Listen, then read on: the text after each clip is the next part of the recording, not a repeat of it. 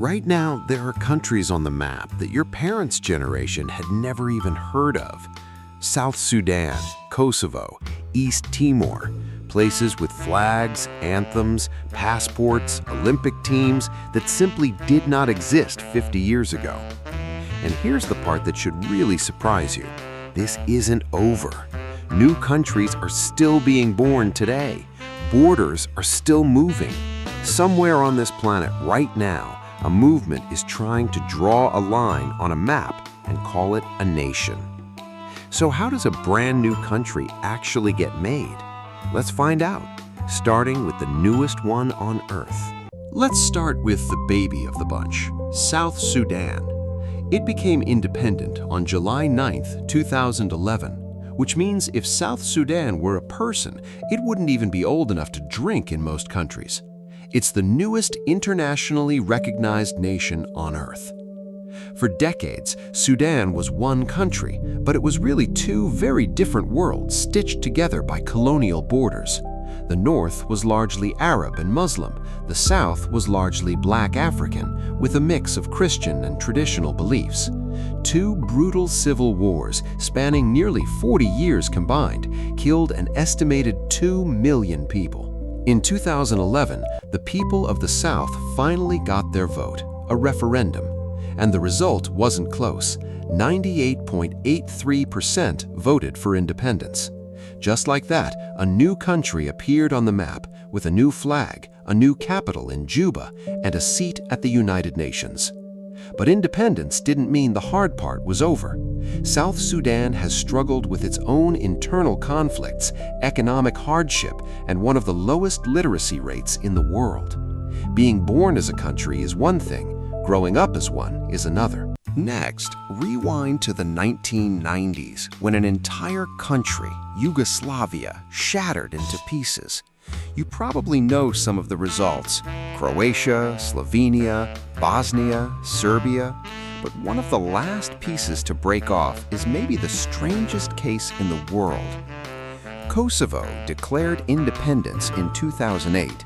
It has its own government, its own currency, its own flag. It even has a national football team. But here's the twist. Not every country agrees it's a real country. Around 100 of the world's nearly 200 countries recognize Kosovo as independent. The United States and most of the European Union do. But Serbia, which sees Kosovo as historically and legally still part of its own territory, does not. And major powers like Russia and China back Serbia's position, partly because they don't want to set a precedent for separatist movements inside their own borders. This is what's called a partially recognized state, and Kosovo isn't alone. There's a whole shadow category of places on Earth that function like countries, but exist in this strange legal gray zone. We'll come back to that. Let's head to Southeast Asia, to a tiny half-island nation called East Timor, officially Timor-Leste. For over 300 years, it was a Portuguese colony. In 1975, Portugal pulled out, and East Timor briefly declared independence for about 9 days. Then Indonesia invaded and annexed it. What followed was one of the deadliest occupations of the late 20th century. Estimates suggest as many as 100,000 to 200,000 people, out of a population that was only around 600,000, died from violence, famine, and disease under Indonesian rule.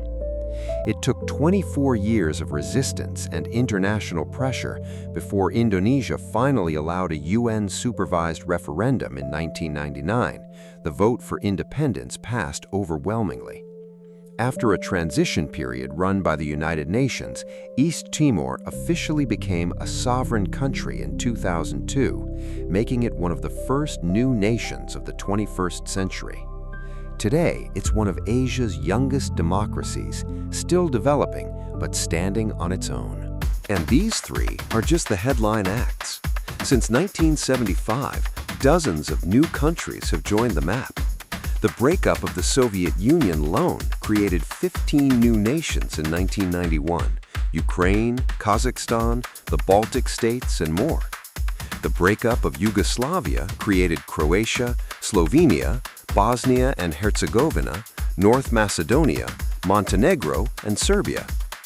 Czechoslovakia peacefully split into the Czech Republic and Slovakia in 1993 in what's sometimes called the Velvet Divorce because it happened without a single shot fired. Eritrea broke away from Ethiopia in 1993.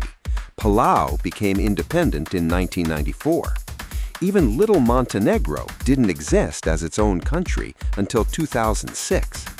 Add it all up, and more than 35 new countries have joined the United Nations since 1975. That's not a rounding error. That's almost a fifth of every country on Earth today.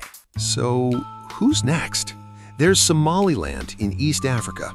It's had its own government, currency, and passports since 1991, and by most practical measures functions like a real country, but 0 UN members officially recognize it. There's Western Sahara, where a decades-long territorial dispute has left the region's status unresolved since Spain withdrew in 1975.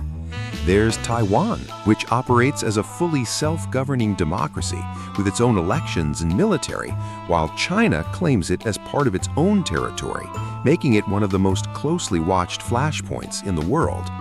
And then there are the independence movements inside established democracies.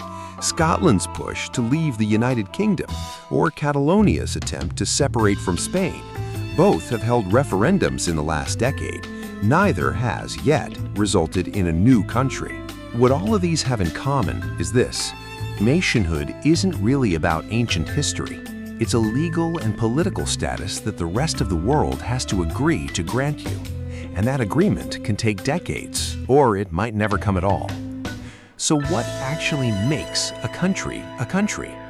There's no single global rule book, but most political scientists point to a classic framework called the Montevideo Convention, which lists 4 basic ingredients: a permanent population, a defined territory, a functioning government, and the ability to enter into relations with other states.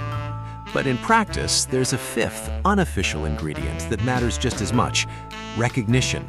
Other countries, especially powerful ones, and organizations like the United Nations have to be willing to treat you as real. Without that, you can check every box on paper and still be stuck in limbo, like Somaliland or Kosovo. The map of the world feels permanent. It's the one thing that seems fixed, printed in textbooks, hanging on classroom walls. But it never actually stops changing. Every line on that map represents a negotiation, a war, a vote, or a movement that hasn't finished yet. 50 years from now, there's a good chance a kid somewhere will look at a map and see a country that didn't exist when you were watching this video. If you found this as fascinating as I did, let me know in the comments, which of these disputed places do you think will be the next country to officially join the map?